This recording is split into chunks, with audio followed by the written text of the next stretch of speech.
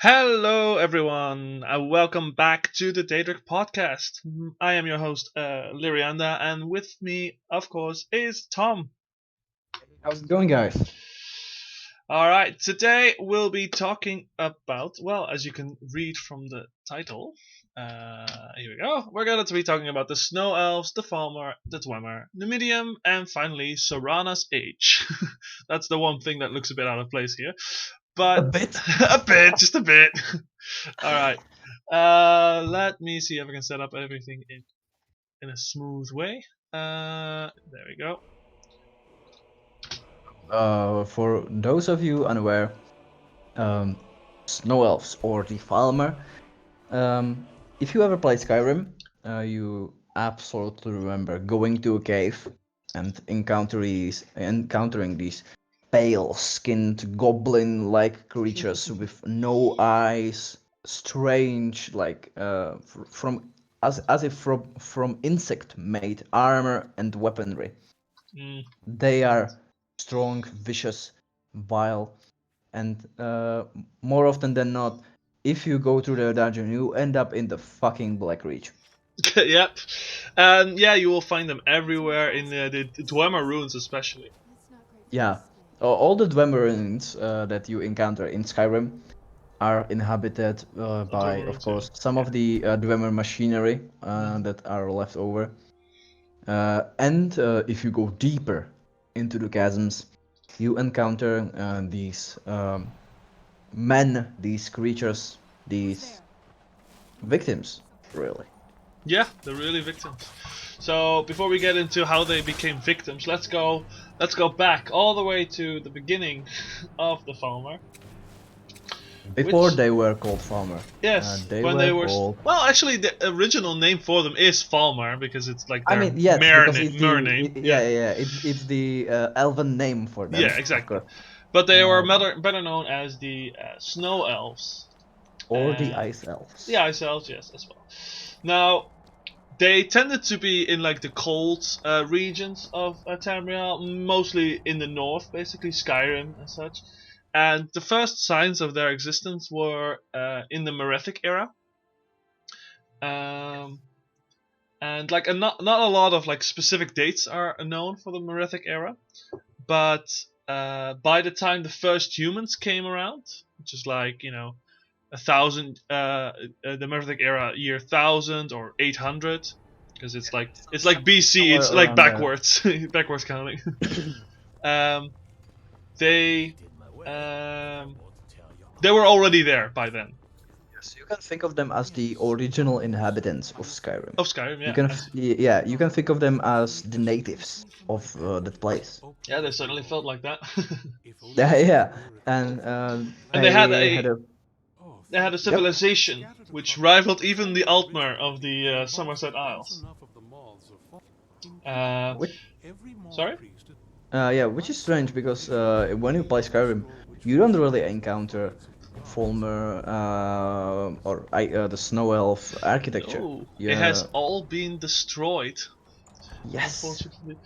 Um, because the Falmer found themselves pinned down by the ancestors of the Nords that yes. inhabit Skyrim right now, or well, Yes. right now in the Yeah, at the event yeah, of Skyrim, yes. and And the funny thing, it's the thing is, in the beginning, like in the year 800 of the Merovingian era and such, they weren't at bad odds. It was the humans that had arrived, and the farmers. They actually they had they had an okay relationship. They weren't the best of friends, but they, lived together. It was no problem.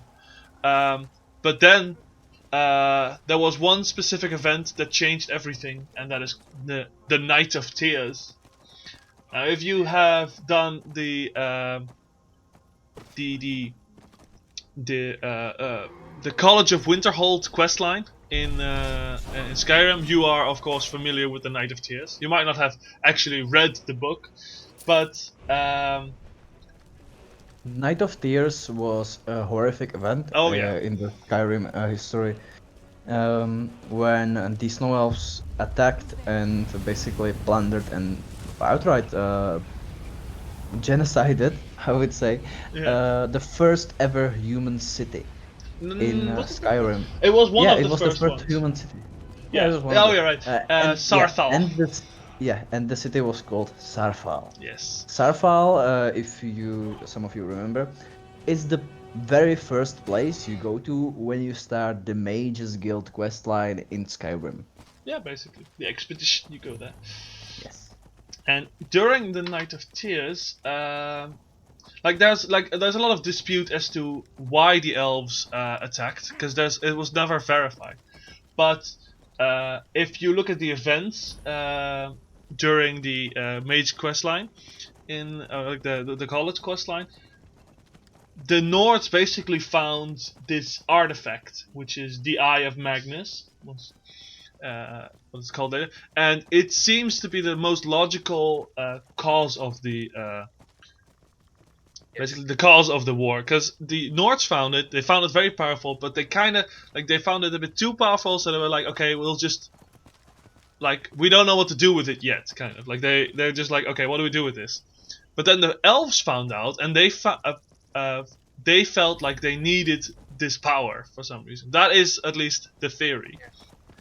In the beginning, their relationship between the Snow Elves and the Nords, it was peaceful. It was kind of you can say that the Aldmer and the Atmoran and the Snow Elf relationship is kind of a reference to the whole Native Americans and the settlers thing. Yeah, you could look at it like that. You can absolutely you can point something. You can have some similarities. Yes. Yeah, it has a lot of similarities. And the Night of Tears. Nobody, as Lyriander said, nobody actually knows why the Snow Elves actually started it. The cause for the act is not known, but it is widely speculated to be the discovery of the Eye of Magnus. Yes. Magnus, we talked about him the previous episode. He is the god of magic. Yes. So just to make everything clear, it is not literally his eye, but it's more of a yes. It's a stone. Yeah, it's like it's a magic orb covered in writing that is unknown. Like it doesn't look like anything. Not even I think the inscription of Elder Scrolls themselves. Like none of it makes sense. Let's see. It was probably written by Magnus himself. So yeah, it's possible. Let's see. And it's like this intricately designed sphere of aqua blue and some black markings. Yes. And if you played Skyrim, you absolutely saw it. Yes. So anyway, after the Knights of the Earth.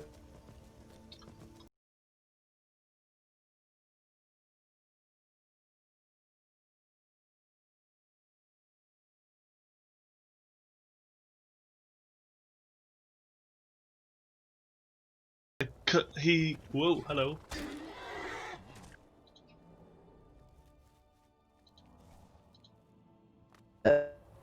Lies the land of Atmora. Which sorry. is the my connection just dropped for a second, so we skipped a bit. It's alright.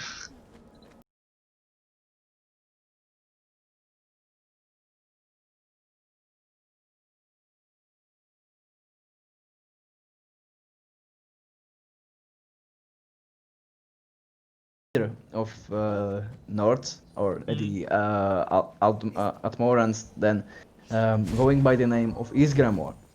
He and his 300 companions, 500 companions. I never remember that number.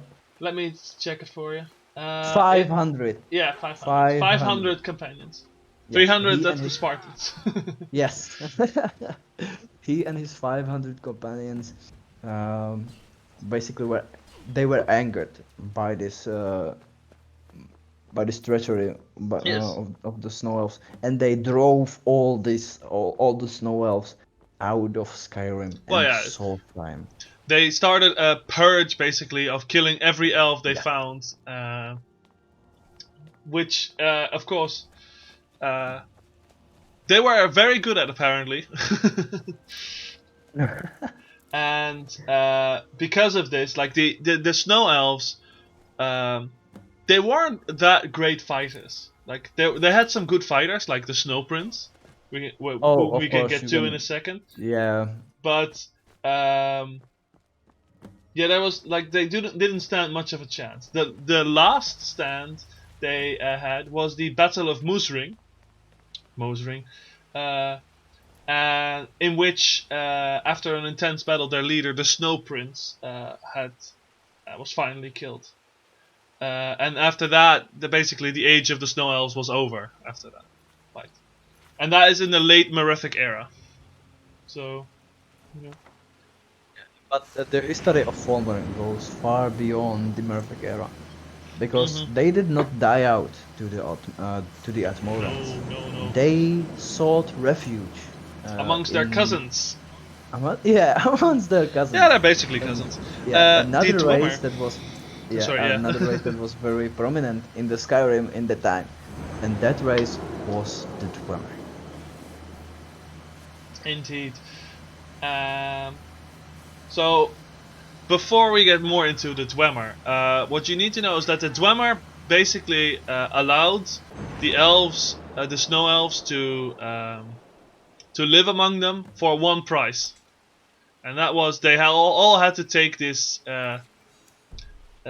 this toxic fungus, and due to this toxic fungus, they all went blind. Yes. And that is the beginning of the hideous creatures that you can now see roaming the Dwemer ruins, the Falmer. Yes. This- When we said Dwemer, Yes. all these names that end with mer are sometimes very confusing. You have the Altmer, Falmer, Bosmer, Dwemer, Dunmer. But you have also normal name, like not normal, like common names for them. For example, Dwemer, that we are gonna talk about right now. The translation of the name could be as the Deep Elves. Deep Elves, the people of the deep, the lost race. Yes. They were also Dwemer. known as something else, Yeah? though. They were also known as dwarves. Of course. Of I- course. they were actually a bit shorter of stature compared to the other elves, definitely. Even shorter than Bosmer? Yeah. But very smart. Yes. And they are quite known to have like big majestic beards, Even like with the black females, hair. that's the No, not worst the part. females. That's that's Lord of the Rings. No, but even the females. oh really? Yes. No, oh I got it. I haven't read about that. But the main thing I wanted to say is that it's special because most elf races don't grow beards. They do. They can grow them, but they rarely do. They actually can't. I mean, like you do see, you rarely see it. It's basically like what you have nowadays with a lot of Asian people that can barely grow any beards. It's probably more like that. I know that the Altmer cannot, but I don't know about the other. They have short beards sometimes, though. Really? Yeah, they do. Well, sorry. Thanos Galarian had like a majestic I may beard. be mistaking universes here. Yeah, that's possible. Yeah. The elves do sometimes have beards. It's just, I think it's mostly culturally, like they themselves don't grow that much, Yeah. and then They also don't, culturally, they don't see it as pure. Yeah, like No. the whole visage of the Altmer is super, or just the elves in general. They are trying to seem above the thing, like there's yeah, they are above trying wild to, creatures, you know. yeah, they are trying to be slick and elegant, and beards don't really cut it for them. Yeah, But no. yeah, the Dwemer, They had actually you majestic can beards. see they are not portrayed in any of the games apart from Morrowind, where you can encounter the last living Dwemer, and you can see ghosts of Dwemer in some of the Dwemer ruins, and they look. I don't know how to say it elsewhere, but they look very Jewish. What was that supposed to mean? Yeah. Look up Radak Stungmunks, and that's one of the only Dwemers you can actually talk to. Oh, He looks- Yagrum Bagarn, No, that's the the last fat living one. one. Yeah, that's the last living one. But there's a ghost one that you can talk to in Morrowind, Ah, and he looks he looks like very Hebrew. it could be Like influences. There, that looks too. I mean, I don't know. They might have had some influences there, but yeah. Um. Well, back to the yeah. normal topic. excuse excuse me. Corona, Yes, you know. yes. So Oh, lovely. yeah. So the Dwemer, they did not only lived in Skyrim. They ventured far more east and west Yes. than some people thought. Their presence in Morrowind is fairly known. Everybody knows that if in Morrowind, especially the Red Mountain, that is basically I don't want to say that their homeland because Hmm. it is not really. I think like the main thing is that the dwarves tend to live in the mountains, in the ground, Yeah, basically. yeah, absolutely. In the ground and high up in the mountains, they make these grand structures, these grand cities, Yes. and that go way deep underground, Very true. all the way into the chasms of Blackreach. Oh yeah. Well, they go even deeper with the Ethereum Forge, though. Also, Oh yeah, if you look at my current Skyrim playthrough, you can see the last living Falmer, Snow Elf, the last living Snow Elf. You get to see how they look as well, and you see a bit of the architecture as well. But yeah, you were saying about the the Dwemer. it is known that they live in Skyrim and they lived in Morrowind, but you can also find some of the ruins far west, all the way near the western archipelago of Hammerfell and High Rock. Yes, I think you can also find some random ruins in places like elsewhere, though. Not sure. Oh, I'd have to don't, say. Where's the yeah, Hall of Colossus? I think the Hall of Colossus was that Dwemer. has that had nothing to do with the Dwemer. That was Oh really? built by Tiber Septim. Oh okay. But it was built for the thing that we are gonna Yeah, yeah, talk talk about about it later. later. Yeah, yeah. Yeah. So the Dwemer, it is widely known in the Elder Scrolls universe and even amongst the common folk that gods exist.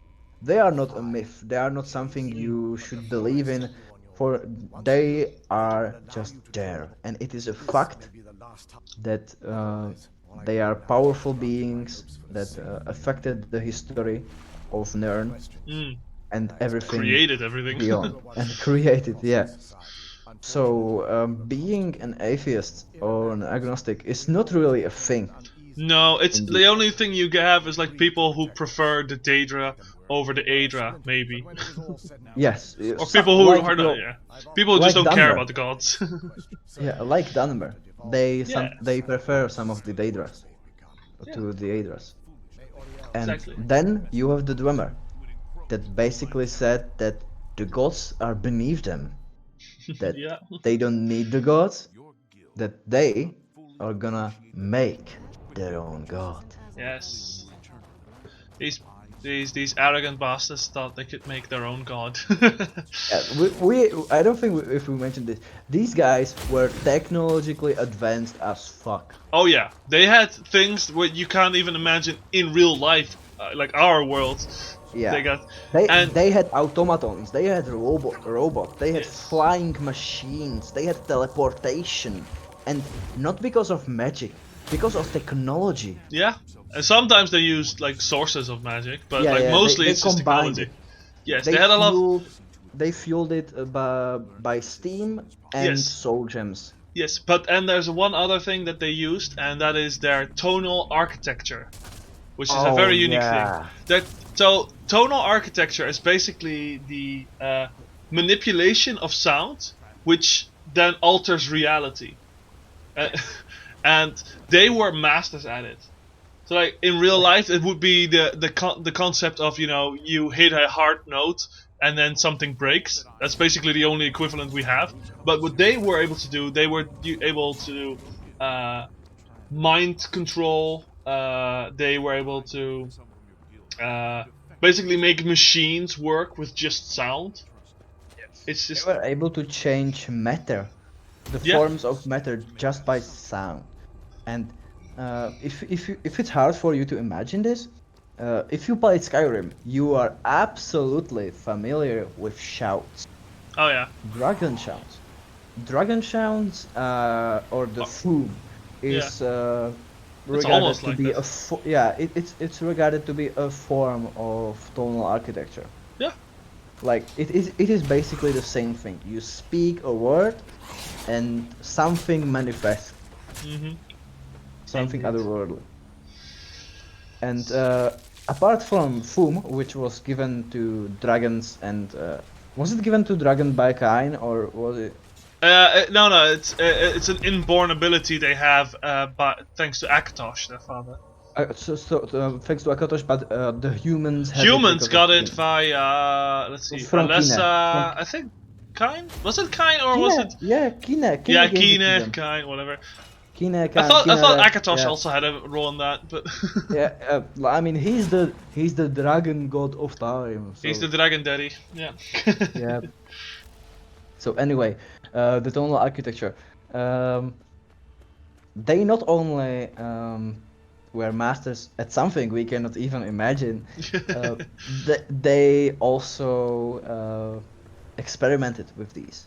And Yes. they made some tools to enhance this power. There was a great architect by the name of Kagranak. Lord Kagranak, yes. Yes. And he made 3 very special tools. Yeah, he made them after discovering the heart of Lorcan in the Red Mountain. Lorcan is a dead god. Yes. He's the I god don't that remember- tricked the other gods into creating. Let's see, not Mundus, I think. Or was it he created Mundus, or was it he created? Magnus. Yeah, no, he was the architect, but hold on. But Lorcan tricked them to do it in the first place. Yeah, let's double check. I don't really remember, so. He's the god of all mortals. Blah blah blah. After the world materialized, no wait, he convinced or contrived the original spirits to bring about the creation of Mundus. Yeah, so he did basically say, hey, you should create Mundus, and then Magnus was the architect who designed it all. Yeah. Gotcha. Basically, he's the one who was like, hey, you should make something. Let's do that. Yes. So after his treachery, his heart was thrown into Mundus, and it landed in a spot which became the Red Mountain. And it is. I don't know if this is confirmed, but the Red Mountain lies in the very center of Morrowind. Morrowind being the most northern east region, and Morrowind is comprised of the mainland and a central a central island by the name of Vardenfell. And in the center of Vardenfell lies the Red Mountain. Red Tower. Red Tower, yes. That is a correct name for it. And I don't know if this is like confirmed, but was Morrowind originally just the U-shaped with water in the center, and then after the heart fell, Vardenfell rose? I'm not sure. I don't think that's ever confirmed. Let me check whilst you talk about other things. Yeah, because. Don't die. Motherfucker, I'm sorry. Coronavirus, you know. So, Coronavirus or either really spicy food. You decide. Uh, I think it's very convenient for Vardenfell to be just this perfect little circle spot in the middle of water, and in the very center being the Red Mountain. I I think, think like, okay, yeah. So it looks like a crater to me. yeah, no. Apparently, Vardenfell was a thing before. Before. Before. So Oh, it crashed and then it turned into a mountain. Technically, not the entirety of Vardenfell is a mountain, but it's obviously affected. Yeah. It has some plains and stuff like that, but Yeah. Yeah. Okay. So, as you were saying, they found the heart and they created the tools. yes, the tools. Some of them made from a very special material. If I'm not wrong, Keening, the dagger, was made from Ethereum. Yeah, could be. Wouldn't surprise me. Ethereum being a material which you can almost correlate it back to vibranium in the Marvel universe. You can do a lot with it. Let me see if I can find. Yeah, you can do a lot of it. As the name suggests, like Ethereum has something to do with Aetherius, but Well, I mean that might just be a nice reference to it. Yeah. Let's see. The crystal has a strong magical aura, but it's alchemically inert and harmonically volatile. Harmonically volatile, of course, being important for tonal architecture. yes. There is no known conventional process that can enchant, smelt, mold, bind, or break it. It was discovered by the Dwemer in the deepest mines of the First Era. And let's see. So some believe it is like related to the basically pieces of Aetherius. Like similar to the meteoric glass that the Aelids used to harvest. Absolutely. Because, like, from what you do in Skyrim to get access to Ethereum, you Yes. cannot mine it. No, You that's only collect pieces yes. of. Is it a tablet or like some? Well, sort no, of- okay. So like in like the Ethereum crest, what you're referring to, that Yeah, was crest, something that was basically they collected a lot of shards, and thanks to the Ethereum forge, the one thing that can melt Ethereum, they were able to shape it into a crest and break it into 4 pieces. But like normally you can only basically have to find the pieces. So Which- you find these pieces of this Ethereum crest, and then you discover the Ethereum forge, which lies deep beneath. And you will Even- actually see at the end of my playthrough, I will go to the Ethereum forge as well. So remember Yes. that one. And there in the Ethereum forge, you place the shards, and you choose to craft one of 3 things.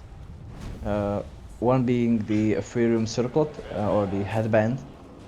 Yeah, it's circlet, yeah. Yeah, circlet. A crown Uh, officially. It's an The ethereal crown, yes. Which allows you to bear another star sign. Yes, that's more game mechanics wise, I think. Yeah, that's not the game. There's no lore explanation just yet, I think. Uh, But yeah. yeah, so then there's the Ethereum shield, which is like Captain's America shield. No, that's the wrong one. That's Auriel's shield. Yeah, no. Ethereal shield is interesting as if you bash someone with that shield, they become ethereal. Auriel. And Yes. like they cannot be harmed, but they can't harm you either. It's like you temporarily take them out of combat, basically. Yeah, you strike them and you basically send them to oblivion. Yeah, basically, it's like the banishment spell in Dungeons and Dragons, except you can still see a ghostly visage of them. Yeah, you pull astral projection on them. Yeah. So and then you have the Ethereum staff, which is kind of underwhelming. Basically, it just allows you to summon a dwarven spiders or ballistas. I don't know which one. Not the ballistas, probably not. That would be too. That would actually be useful. Just allows Yeah, you to you summon basically get to dwarven summon Dwemer automatons. and Animunculi, yeah. Animunculi. Yeah, that's a cool name for a fucking robot. Animunculi. So yeah, that's what you can do with Ethereus. Like they're very powerful stuff. But yeah, Keening was made out of that. Yeah, and not only the Dwemer had one special material, they had two. Mm. The Dwemer metal, the Dwemer ingots. Oh yeah, that's amazing stuff when you think about it. Yeah, because it is no one in the history was able to recreate that metal.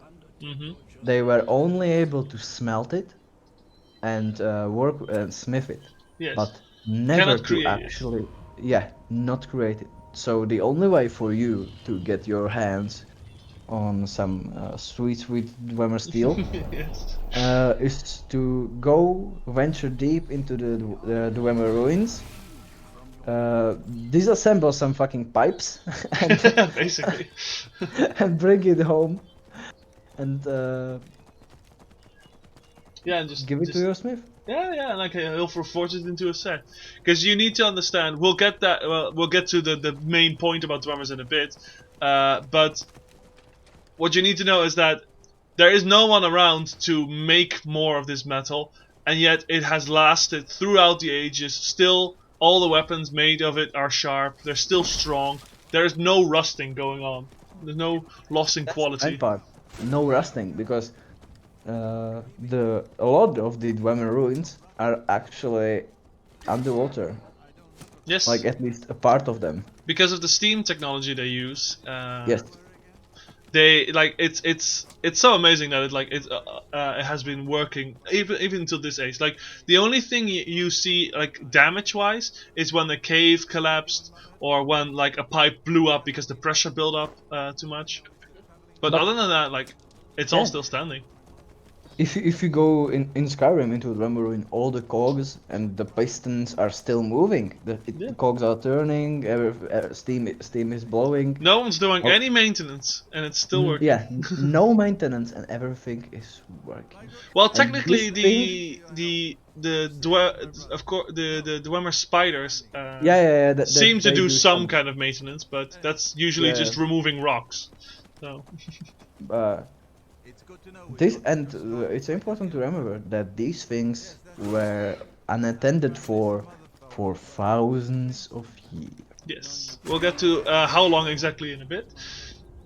Because thousands of years is probably a fucking overshot. That's an understatement.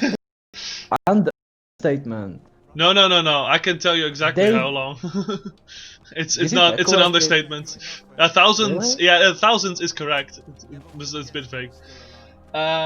We should go back to the Kagranek's tools. We talked about keening. Which basically because it was Aetherius, like it had like it was the tonal part of everything of the set. Then you have Sunder, which is a hammer, which was created to produce a specific amount of power from the heart. But it could only work in combination with keening, and the only way to use Sunder and keening is if you are using special made gauntlets, known as the Wraith Guard. If you do not use the Wraith Guard, you just die instantly because of the feedback, basically.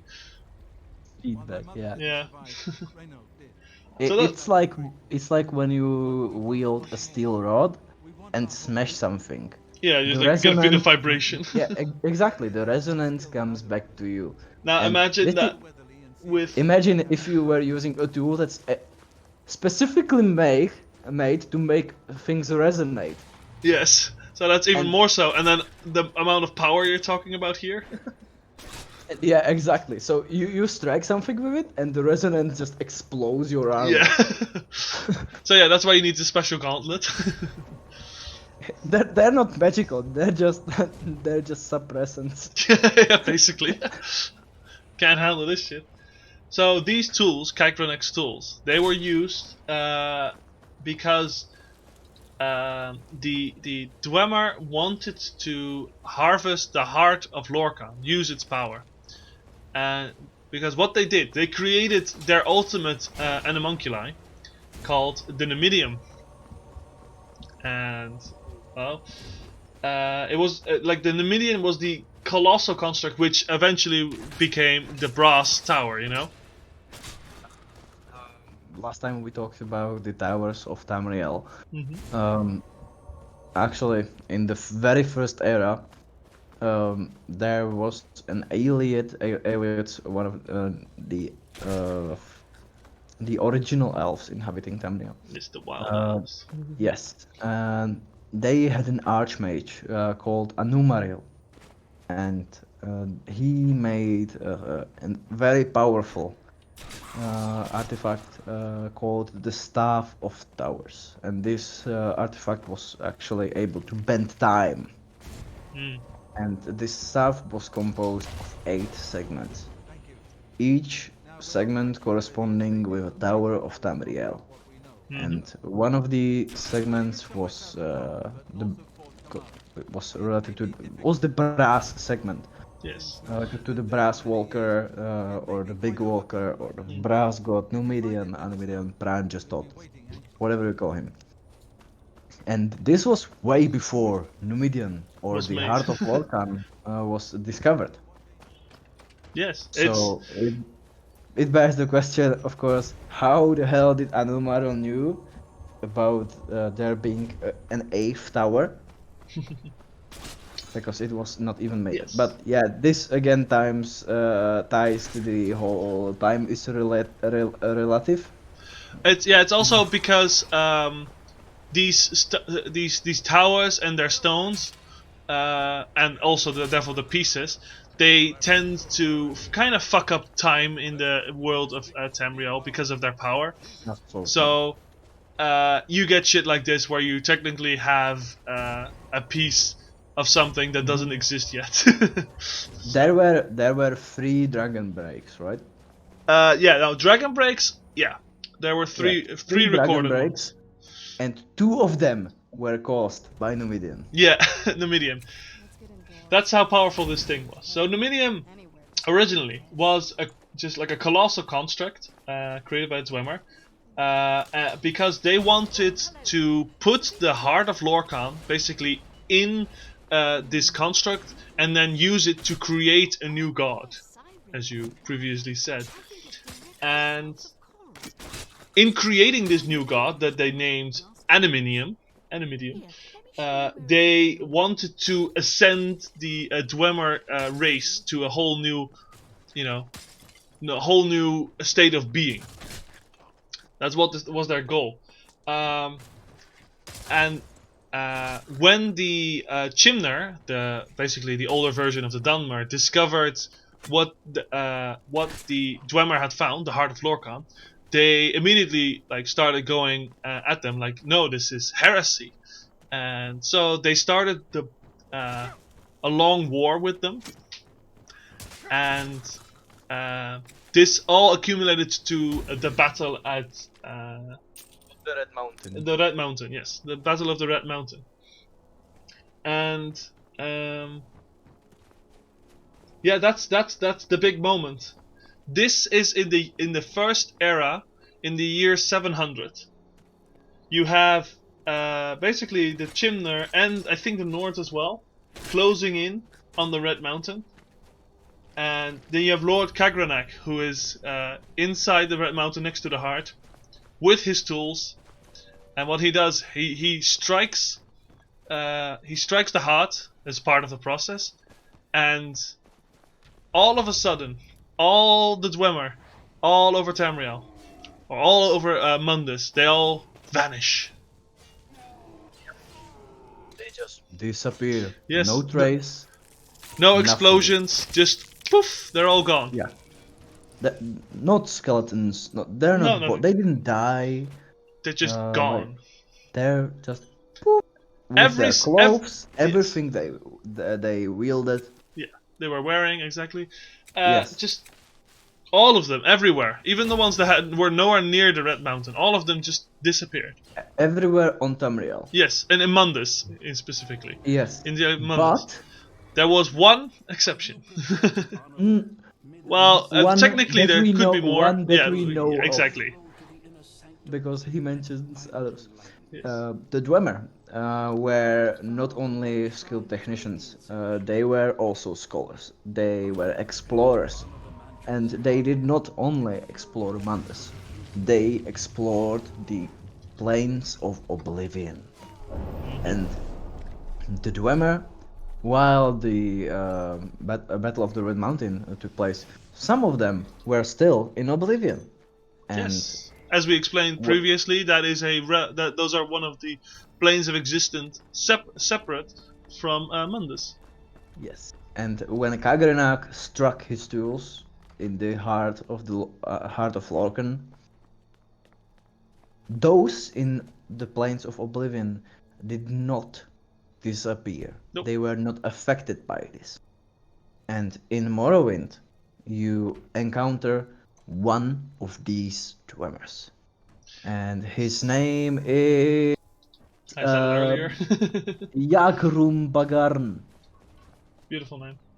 Yes, and he is he is not pretty. No, he is fucking obese. He is morbidly obese. He has necrosis everywhere, and he has no legs, which have been probably cut off because of diabetes. And he is currently being carried by basically a Dwemer spider, basically. Yes. Yeah, he has 1, 2, 3, 6 legs. Yeah. And yeah. It's not pretty. Yes. The situation you encounter him in is he's actually suffering from a disease that everyone in Morrowind is slowly starting to suffer from, called Corpus. And Corpus, what it does like it makes your life a living hell. But one of the upsides is that it gives you immortality age-wise. Well, it's not an upside because the other things it does to you is not fun. You slowly become feral and eventually will go mad. No, not only that, your face caves in.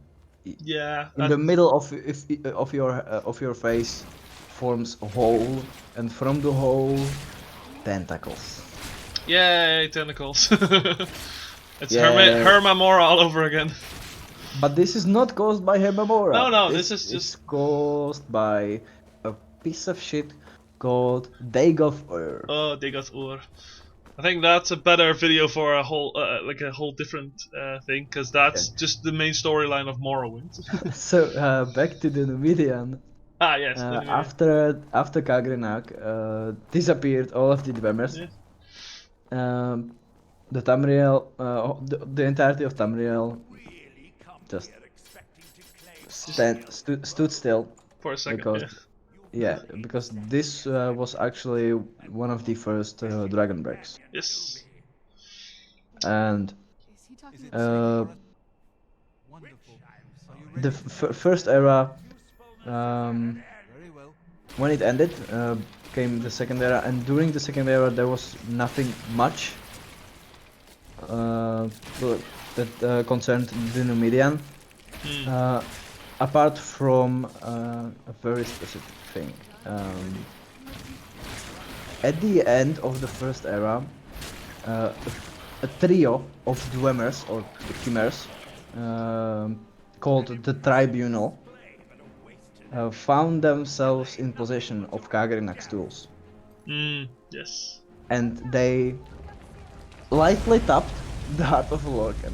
Yes. Like you need to imagine that Lord Kagrenak just hit the fuck out of that heart, and that's how he like basically disappeared all the Dwemer, but like these tribunal just lightly tapped it, just lightly, Ascended to fucking godhood. and they became gods. Yeah.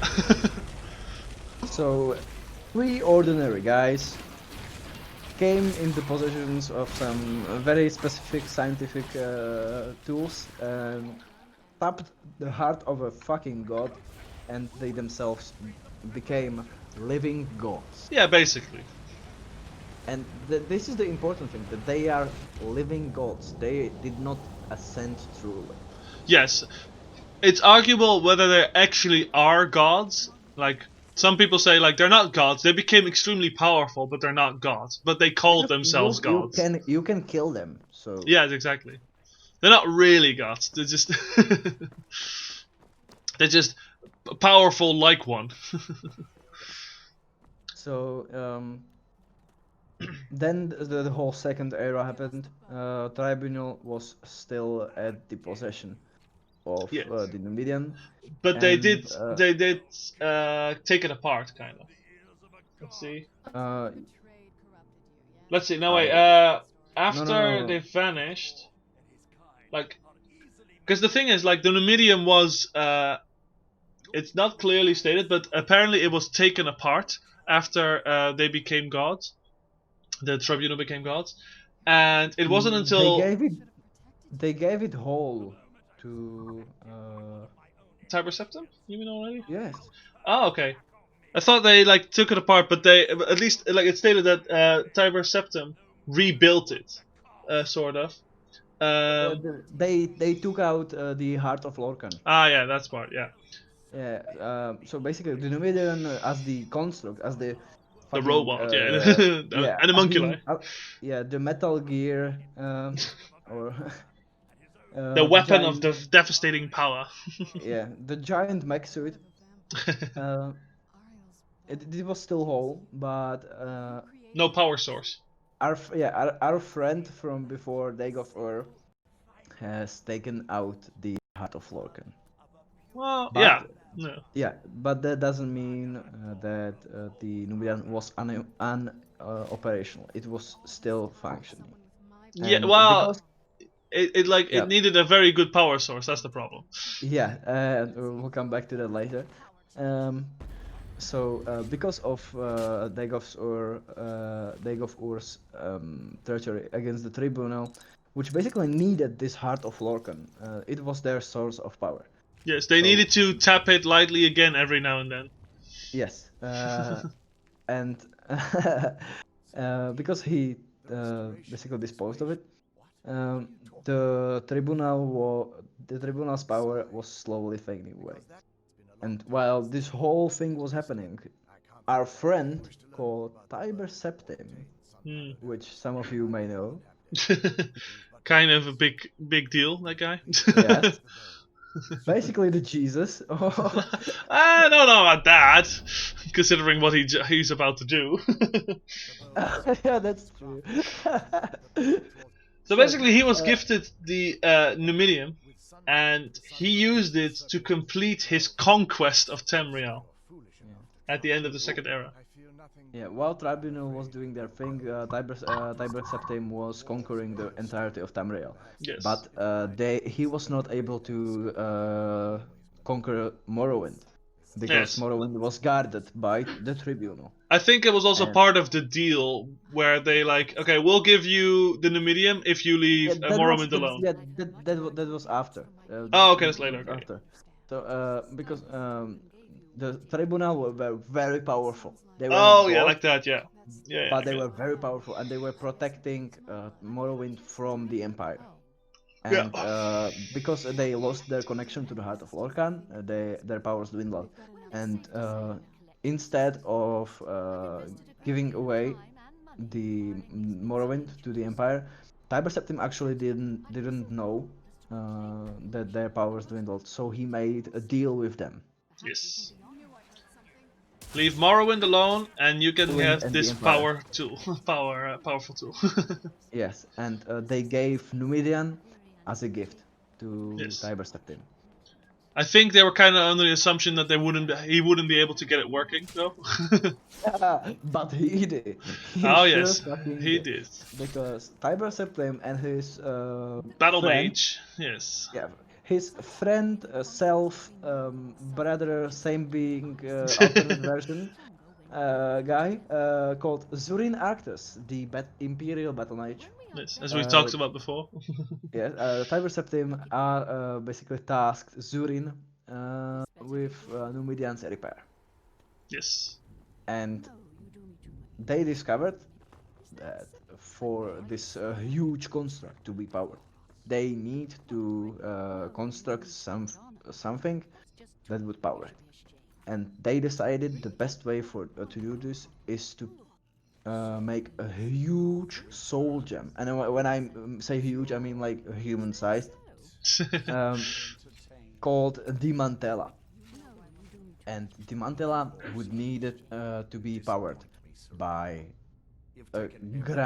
by a great soul. And by great, I don't mean like great in game. I mean like a very, very sizable soul. Like the soul of a extremely powerful being. Zarin Actus basically sacrificed himself. He gave his heart to be in the center of the mantra. Yes. Some sources say that it was actually Ismir Wolfheart's body, not Zarin Actus. Yeah, it's fake. It's vague, not fake. I said vague. Yeah, Oh, sorry. yeah, it's vague. So, and during this time, Tiber Septim had ordered the construction of the halls of Colossus in Elsewhere, and that's the thing that. Yeah, we're talking about earlier. Yeah. My bad. Yeah, I don't know. So yeah, he conquered Tamriel with Numidium. Yeah. How could he not? This thing. Yeah, we didn't even talk how big it was. 1,000 feet tall. Yeah, it was huge. Imagine a 1,000 feet tall mech powered by a heart of a god. I mean, it wasn't an actual god. It was a very powerful soul. Remember? Yeah, but originally they wanted to power it with a god, which would have made it an actual god. Yes. Yeah, which would if they powered it, if they actually turned it on while the heart of Lorcan was in there, it would have turned into a god. Yes. Like a full-on god, not like the tribunal god, but like full-on actual god. Yeah. Yes, but because they were using the Mantella, it was just a Death Star. Yeah, you know? It's only a Death Star. It was only a Death Star. So, with the power of Death Star, Tiber Septim had conquered the rest of Tamriel, and even the Somerset Isles. Yes. Way up south and west. Yes, on the islands. It's the only time that the Empire was truly united under one empire, and that's why after he was basically done conquering everything in Tamriel, he destroyed the Numidium. He was like, all right, he's done his service. Okay, now let's break it down right now. Yeah. Unfortunately, the golem was rebuilt several centuries later. And it became the center of the phenomenon known as the Warp of the West. Yeah. In the West, yeah. Well, we talked about that before, didn't we? So we don't have to repeat that whole thing. But yeah, so that whole Warp of the West, again, Numidium is involved, and there's a time it becomes messy. So yeah, the Dragon Break, another Dragon Break. Even after the Third Era, when the Numidian was basically destroyed 2 times and repaired 2 times, after the events of the video game Daggerfall, that is the Warp of the West, where you power on basically the Numidian once again. Yeah, for Uriel's Septim. But he only uses it to conquer that region, Daggerfall, basically, to keep them all back into the Empire, whilst at the same time they become their own kingdoms, because time is warp over there, wacky over there. All of these six Yeah. versions of and all of these six endings play out. Yes, everything happened at the same time. But after these events, way in third era, 4 to 7, our friend Daedric comes back to the scene, and he decides to rebuild Numidium once Well, again. yes, he tried to basically build his own version of it, and he called it the Akulakan. Akulakan. Akulakan. Yeah, Akulakan. Because he had to make his own versions because the parts of Numidium, when it was destroyed for the third time, were scattered all throughout Tamriel. Yes, no retrieving all that. Yeah, no retrieving all that. So he made the Alcala, and you, everybody in the events of Morrowind, basically destroyed the Alcala. Cause I think that causes the third Dragon Break, right? No, it doesn't. What? Not this time. The events of Morrowind, which is what we're talking about now, are not a Dragon Break. Only Skyrim is a Dragon Break. No, I don't think actually it counts as a Dragon Break. You're fucking around with Elder Scrolls, definitely, but it's not a Dragon Break, I think, per se. What's the third Dragon Break? The third Dragon Break is the one that happened in the Merithic era, which lasted 1,000 years. The Dragon Break or the era? The Dragon Break. The era took like a bit longer. 1,000-year Dragon Break. Yeah, it's a bit messy. Yeah, imagine waking up and not being alive. But also alive. Oh yeah, that must have been a fun fucking time to live. Yeah, 1,000 years. That is the story of Numidium. Yes. Now, before we move on to the next Serana's age, there is one thing I still want to discuss. You see, there is this stone called, today it's known as Calcelmo stone, which you can find in Markarth because the researcher Calcelmo found it. Which is, it bears the inscriptions in both Dwemer and Falmer, their alphabets, and it was basically used as a sort of a explanation, or maybe like a way to write down history for the Dwemer, but so that the Falmer could also understand what it was, what it said, and it has a very interesting, some very interesting words, which I can read to you. It's actually quite interesting. All right, shall I read it? Tom? Hello? Yeah, I'm here. Okay, yeah. Alright. So, here we go. And so it was that your people were given passage to our steam gardens and the protection of our power. Many of your people had perished under the roaring snow-throat kings of Mora, and your wills were broken, and we heard you, and sent our machines against your enemies, to thereby take you under. Only by the grace of the Dwemer did your culture survive, and only by the 15th and 1 tones did your new lives begin. We do not desire thanks, for we do not believe in it. We do not ask for gratitude, for we do not believe in it. We only request that you partake of the symbol of our bond, the fruits of the stones around us. And as your vision clouds, as the darkness sets in, fear not. Know only our mercy and the radiance of our affection, which unbinds your bones to the earth before and sets your final path to the music of your new eternity. Now, not sure if you have any questions. So do you have any questions right now? Or what the fuck? What the fuck? Yeah, that's a good one. So basically, this is, first of all, it's the Dwemer giving a nice spin to their whole, we just blinded your entire race to turn you into slaves. No.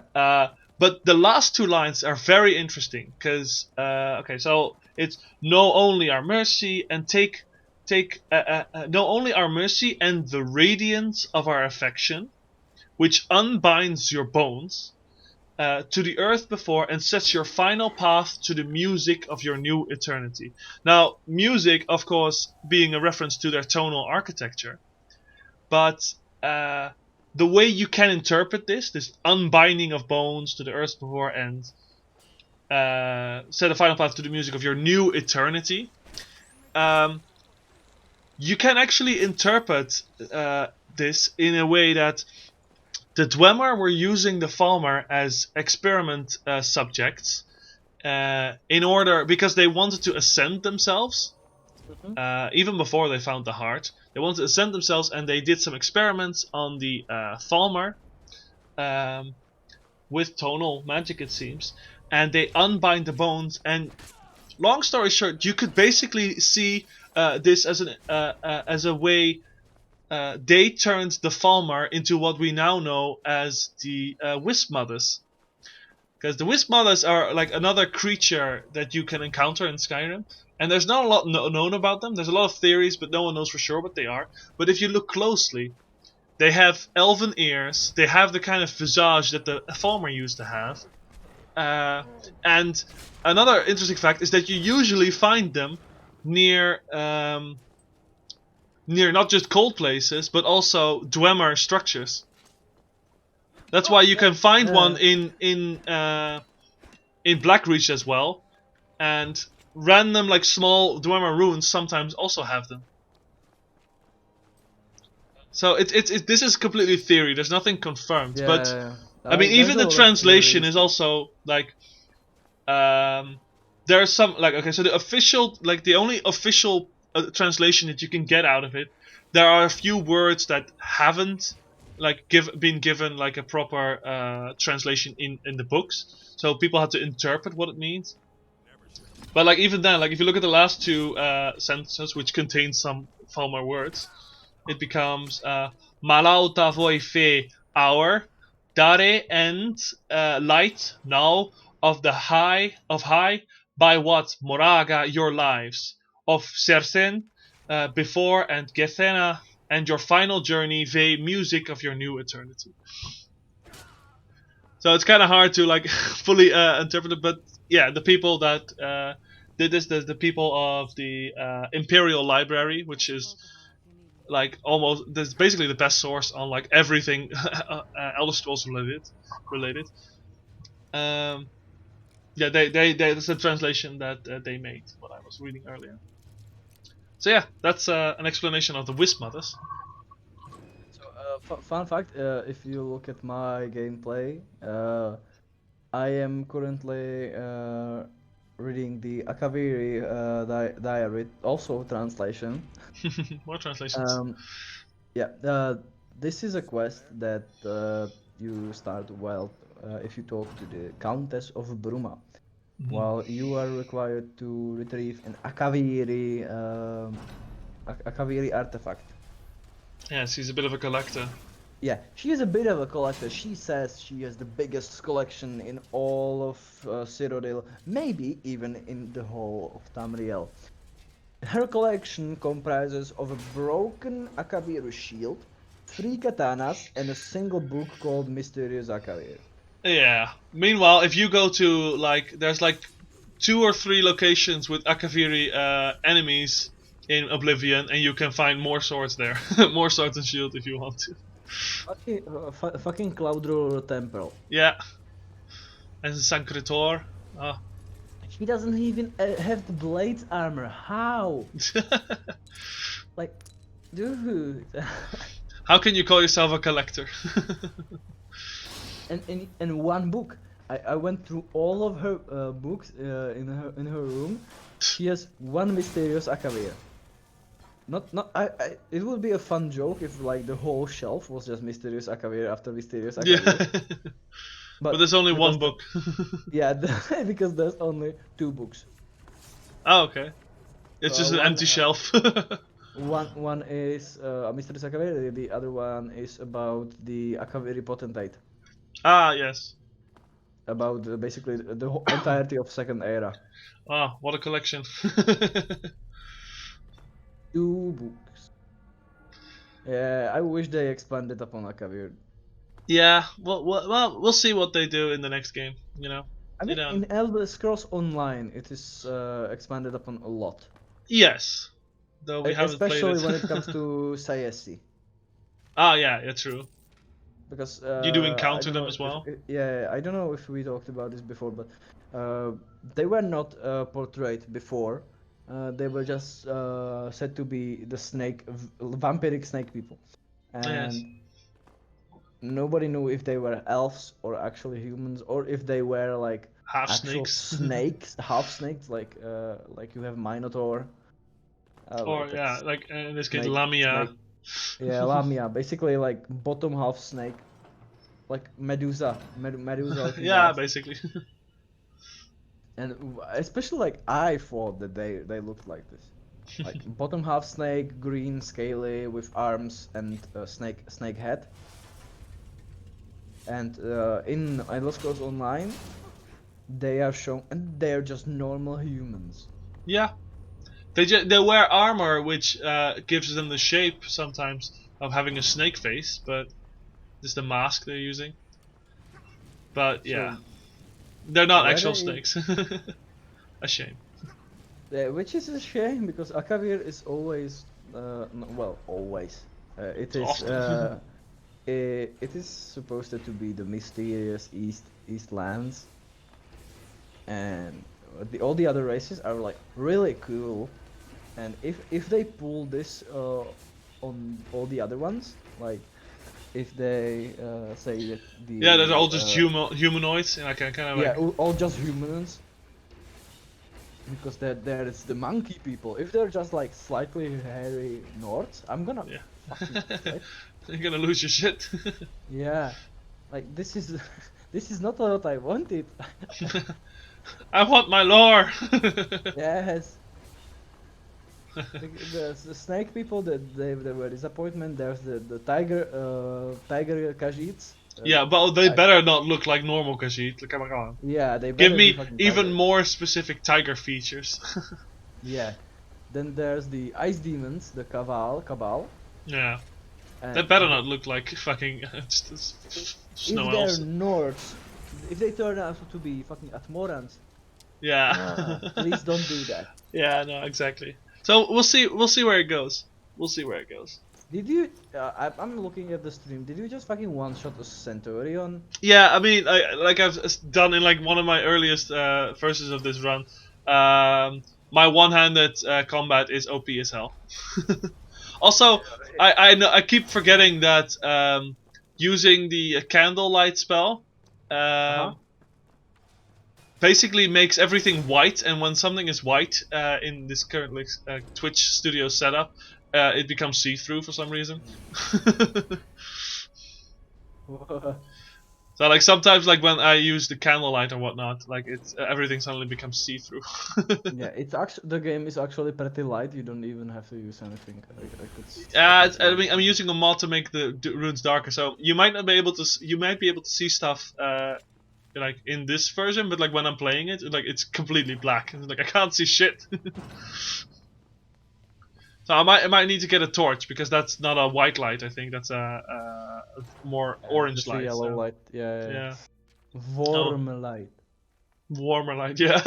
Look at this shit. Look at you can see through everything. You can see the background. It's oh god, it's so ugly. looks like there's a portal here. Oh yeah, I can see the fucking background. Oh my god. Oh, Yeah. that's actually. It's because it's too white. I might need to fix that. That's retarded. I didn't notice that. Oh.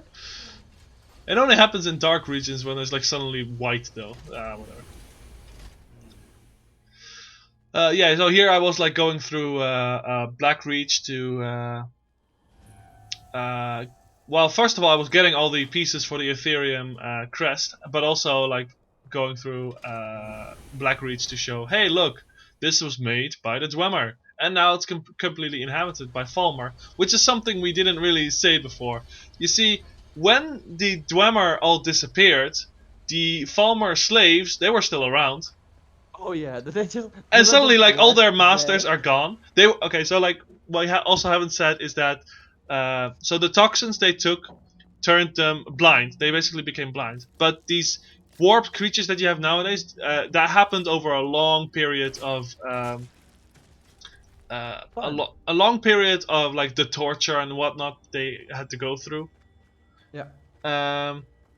So that's how they became this form, which the last living snow elf calls the betrayed, because they're basically betrayed.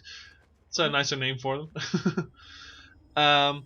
And they, so yeah, the Dwemer disappeared, and suddenly they were free. They actually, like some of the Falmer had already broken free from the grip of the Dwemer and started a war underground, which had weakened the Dwemer, which is why they couldn't fight at the Battle of the Red Mountain all that well. Yeah, the Battle of the First Council. Yeah, that one, yeah, exactly. And so like yeah, the Dwemer disappeared. They're all free, and suddenly like they have the access to these entire Dwemer cities.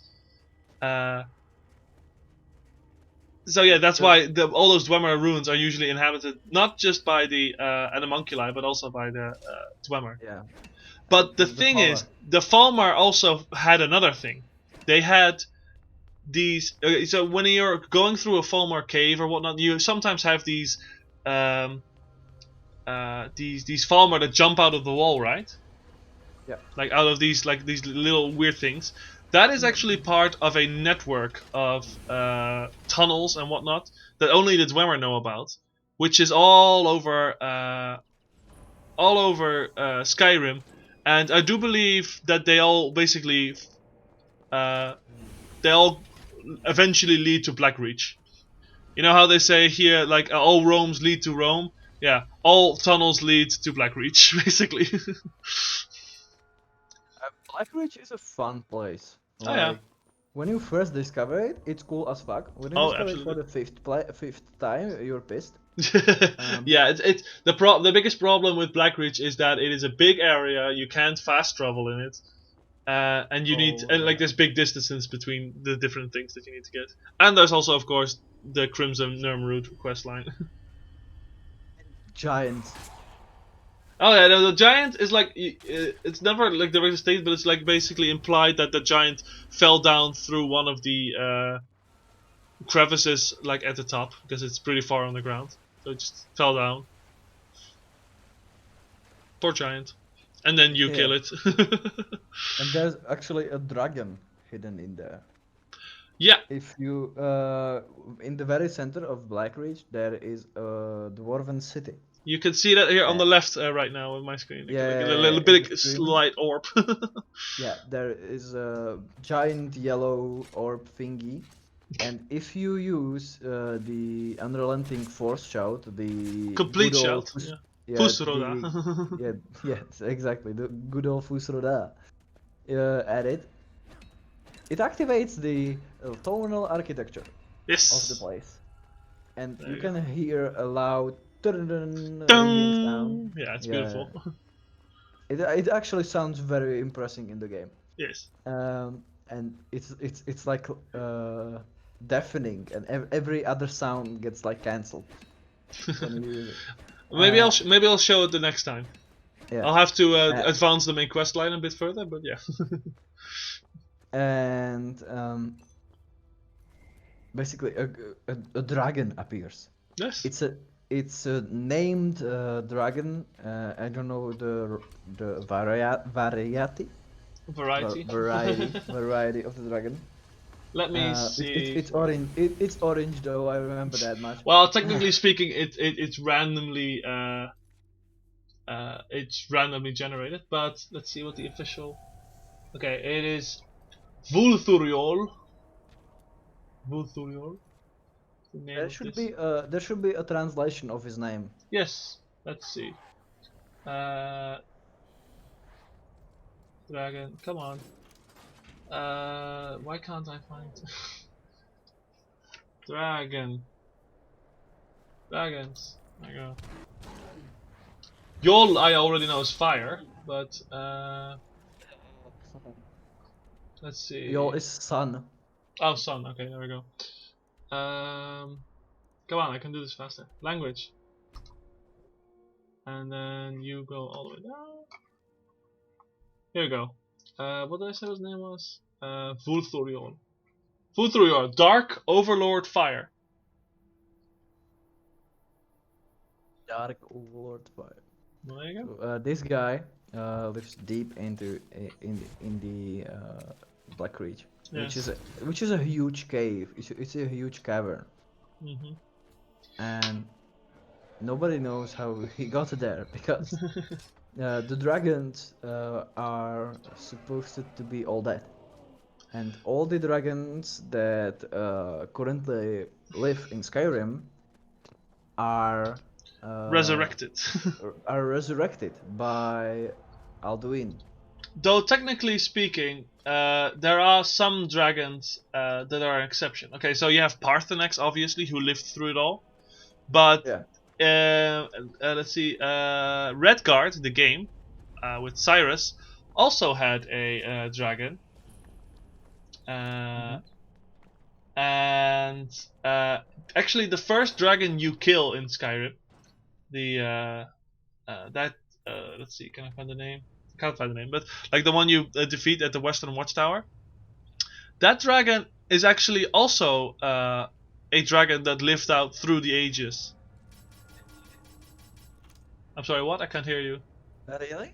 Yeah. It is the last remaining like loyal servant of Alduin who had been hiding for centuries, obviously, millennia really. And when Alduin returned, he tried to come back, he tried to go to his master, but he came across the Dragonborn along his way, and that's why it is actually really dramatic when you kill him and you hear him say like, "What? Dragonborn? No!" Could you imagine waiting like millennia for your master, your leader, and then right as he's come back, you get killed by the one thing that can kill you? Yeah. It's so sad, really. Think about that next time you try and kill him. So sad. Back to the Vorturiol dragon. Yes. He is actually a set level. He's a level 15 dragon. He's not scaling. Okay. And I don't know the race. Doesn't say. He's the orange one. You cannot actually use the bend will shout on him.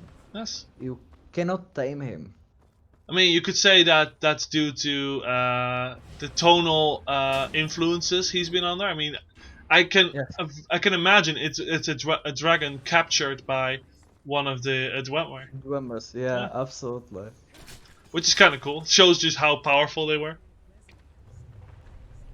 So, when we talked about the disappearance of the Dwemer, we failed to mention that they were not the only ones who disappeared that way. There is actually a very special man in the 4th era who you encounter, and help him with recreating this very special occasion. He tried to recreate the disappearance of the Dwemer. Yeah. We are speaking, of course, of Arniel Gain. I think his name was. Yeah, Arniel Gain and his quest, Arniel's Endeavor. Yes.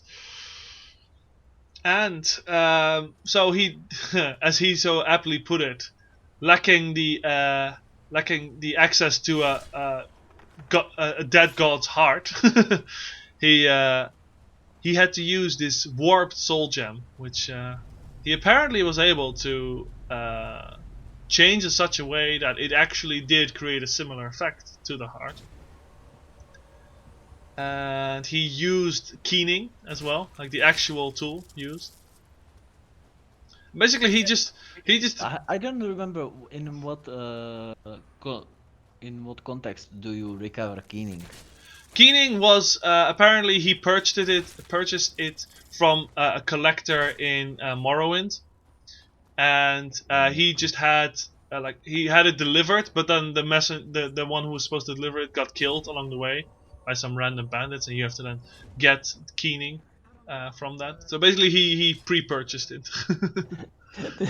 He- how how does a collector have Have the a most powerful. world-ending artifact? Good No, question. like there are Daedric artifacts that are somewhat powerful.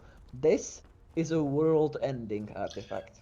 Yes, and This is when it like comes to like the Daedric artifacts, they usually like either the Daedric prince just sends someone to collect it, give it to the next person, or they just slowly just teleport it back into oblivion whenever they feel like it. yeah, this So yeah, this is something else. So like imagine if somebody with bad intentions got their hands on Keening. yeah. Well, the thing is, normally you wouldn't be able to use keening properly anyway, so it becomes a very powerful tool that can't be used by anyone. But Arniel used it without Yes, exploding himself. that's How? like a kind of unexplained feature. Like Yeah, how? he doesn't have the gauntlets nor Yes, the hammer. yes. So basically, what happens during the quest is that he has the keening, he has the warped soul gem as a replacement for the heart, and he strikes it, and nothing happens. And he strikes it again, full force, nothing happens. And then he strikes it again and says, "Work, damn it!" And then, poof, he disappears. Presumably, just like the Dwemer did. Just like exactly. And after you finish this quest, the keening and everything he was wearing disappears. Yes, and then you So gain a nice spell for that it. that that's a fun thing. He disappears with keening. No, he drops keening actually. He does? He does. Yeah, you can pick it up. It might have glitched Ooh. out for you because it fell Oh, through the floor. that absolutely fucking glitched out for me Yeah, then. Because but I wanted to ask, like, since everything that you are wielding disappears with you, like, except it keening, happened, the tools. except the tonal artifact. Yeah. Like Kagranek's tools did not go with Kagranek. Where are the Kagrinax tools now? Well, let's see. Originally, like they are technically in the possession of the Nerevna, um, because after the events of Morrowind, and then after that, I'm not sure. Like, there's a long quest line where you can like start collecting artifacts of all different kinds in Morrowind, and then you could give them all to a museum, like donate them. But I'm not sure if these tools are one of them. I'm not sure if he would allow it because they, like we said, like it's a very powerful artifact. But yeah, it's just the yeah. I think he kept it, like the Nerva like kept those artifacts for quite some time. But he might have like at some point just like given them to someone else. I mean, one person who would definitely want them might be Vivek. After the events of Morrowind, Vivek does lose his godhood, but he is technically still like a very smart person, and he's still like a Chimner slash Dunmer. God. So like he lives for a long time anyway. Yeah. Can you hear me? Yeah, I can hear you. Yep. Speaking of Vivek, have we actually talked about the tribunal to Yes, we did. We did talk about. I do actually. I should probably actually change the subject, which because we haven't talked about Serana's age, which is Oh on yeah, stream. we Yes, which is a little thing that I did whilst researching about the Dwemer. You see, one of the things that Serana says is like when you wake her up, she says she doesn't know about the fact that Cyrodiil, like she's surprised that Cyrodiil is the seat of an empire, and that is supposed to indicate just how long she's been buried underground. But how long has she actually been underground? So the few things that we know is like she doesn't know about Cyrodiil being the seat of an empire, and she also says, and this is like directly quoting, is this is a dwarven city. I can't believe they let it run down this much. And then finally, there's also something about Windhelm that she says, but So we're looking. Let's look at the first point. She doesn't know Cyrodiil being the seat of an empire. Now, when was Cyrodiil the seat of an empire? During the First Empire, the Second Empire, and the Third Empire. Now, the Third Empire seems unlikely. So the First Empire is the Alessian Empire, which was after the Slave Revolt, which was formed in the First Era in the year 243. Then the Alessian Empire ended in the First Era in the year 2331. And it remained basically it stopped being an empire. Cyrodiil was no longer the seat of an empire up until the foundation of the Second Empire by Raymond I in the First Era in the year 2703. The Raymond Empire lasted till the end of the First Era, after which it was taken over by the Akaviri Potentate, and which ushers the beginning of the Second Era, and the Akaviri Potentate ends in the Second Era in the year 430. Now, at this point, the Imperial City is already known to be a source of, an empire, so it can't have been after the Second Empire. You could argue it's between the First and Second Empire, but it's more likely that it was before the First Empire.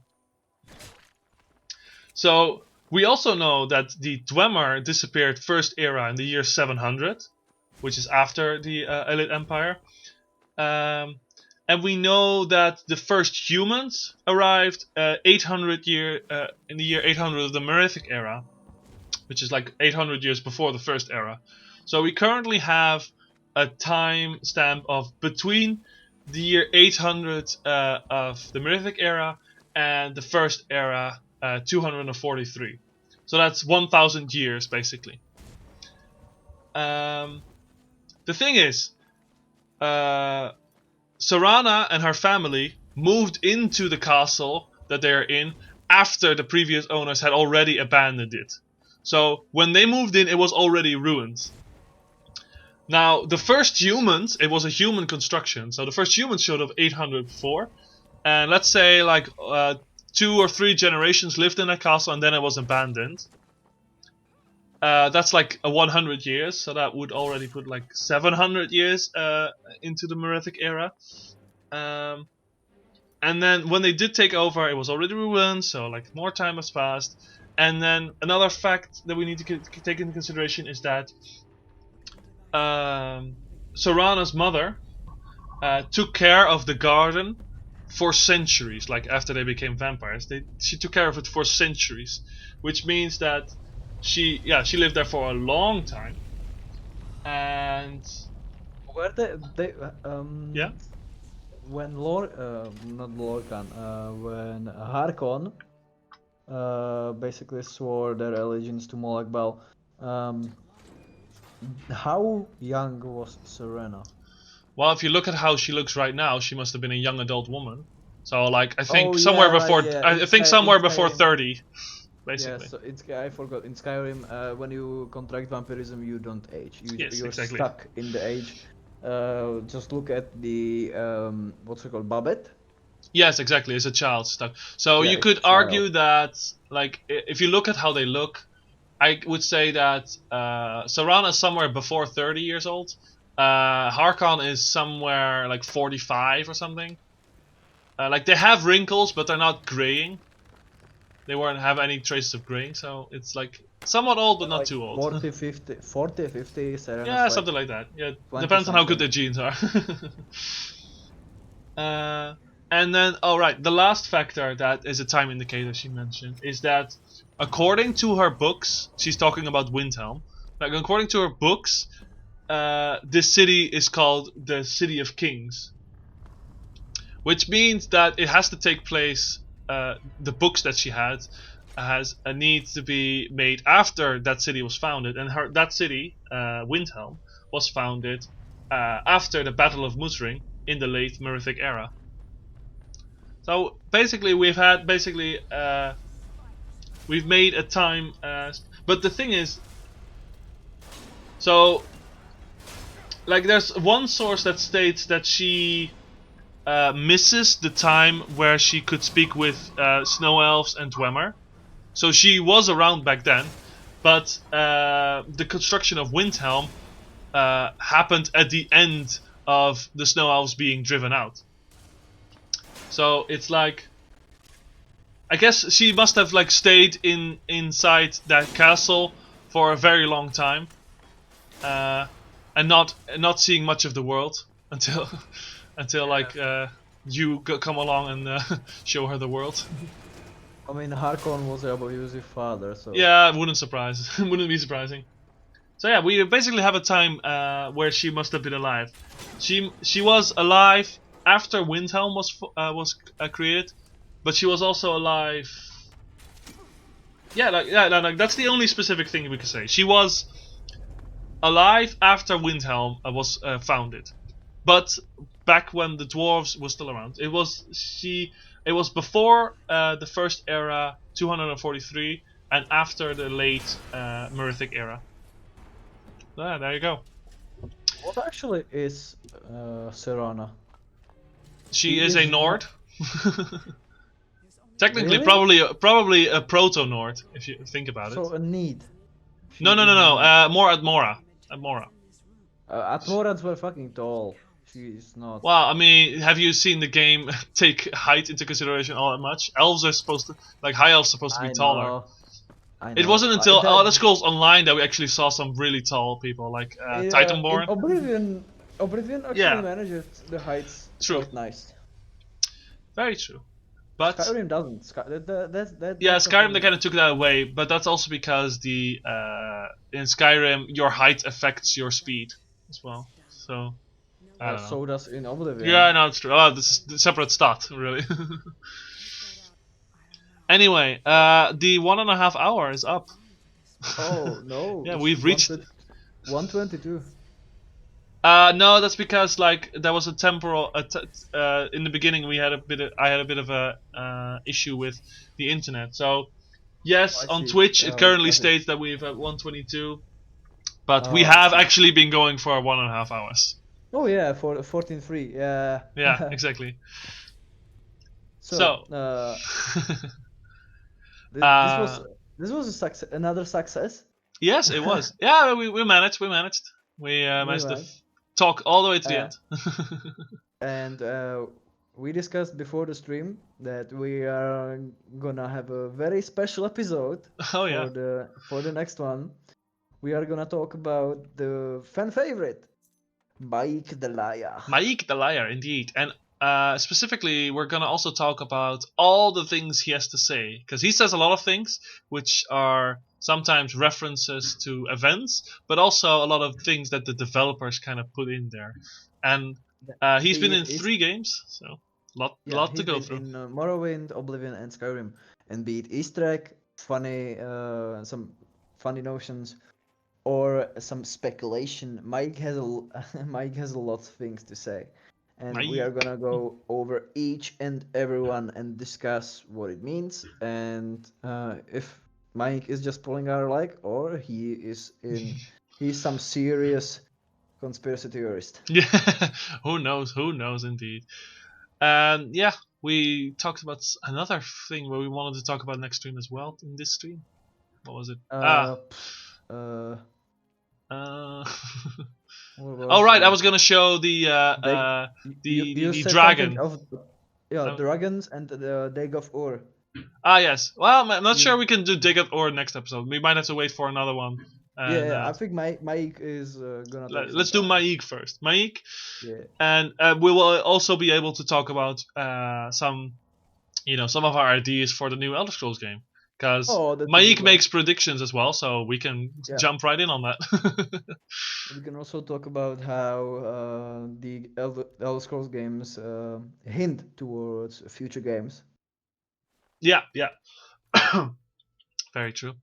And so we'll let's see. Yeah, we'll have plenty to talk about. And next time, what we will be doing in game is also less like topic related then, unless I encounter Maik and you encounter him. Let's try and see. Let's see him at least once. All right. I don't even know how to encounter him in Well, Oblivion. there we have a wiki for that. Yeah, that's And true. from the top of my head, he runs between shit. What's the name of that town? The city Hall with and Bravil. yeah. There you go.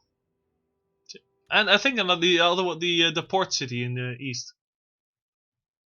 Anvil? Anvil, yeah. I think he goes to Anvil as well. I will see. So, let's end the episode there. Perfect. Yay. As I say that, your screen goes to your screen goes back to Yeah. the beginning. So thank you all for watching, and we'll see you / hear you or whatever next week. Thanks for tuning in and see you. Bye bye. Bye bye.